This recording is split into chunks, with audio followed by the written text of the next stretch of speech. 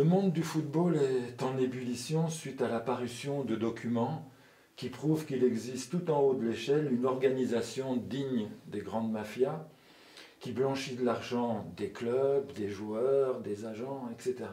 Donc entre dopage et argent sale, le monde du sport professionnel est totalement malade. Qu'est-ce que ça vous inspire de voir ce monde du sport aussi perverti? Ce que ça m'inspire, c'est aujourd'hui, tout le monde voudrait les résultats de la vie intérieure ou de la recherche spirituelle ou de la quête du meilleur de soi en faisant l'impasse de cette quête. Aujourd'hui, tout le monde cherche des performances nouvelles sans faire l'effort de l'entraînement intérieur qu'il faut pour obtenir ces performances nouvelles.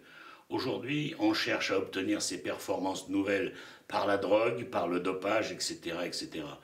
Aujourd'hui, le spectacle est devenu fou et faux. Aujourd'hui, les idoles sont des tricheurs. Aujourd'hui, les adolescents courent après des idoles qui sont des malades. Et donc, on est dans une société qui est gravement atteinte dans le processus même de ces modèles et de ces nouvelles performances. Nos enfants, nos adolescents croient en des tricheurs de chanteurs, des tricheurs de sportifs. Les performances en question sont des performances volées à l'espèce humaine, pas accomplies depuis l'intérieur. Donc je crois que l'histoire de l'argent sale, c'est les conséquences de cette tricherie organisée. Les acteurs que sont les sportifs ont bien raison de se faire payer dans une espèce d'escroquerie générale où on vend aux spectateurs dans les stades ou devant les écrans de télévision des performances qui sont des mensonges.